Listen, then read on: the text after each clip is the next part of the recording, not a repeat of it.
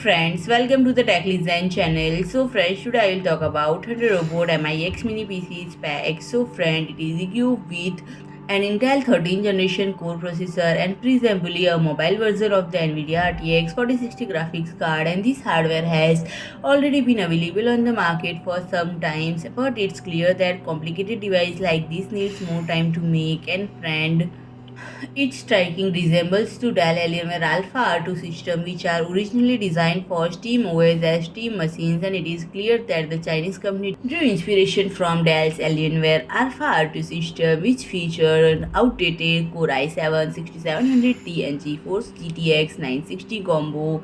And friend, Thunderbolt's product will offer significantly enhanced performance. And friend, if I talk about the pricing, this product may cost around $840. So friend, if you like my video, please do like, share and comment, and don't forget to subscribe my channel and press the bell icon.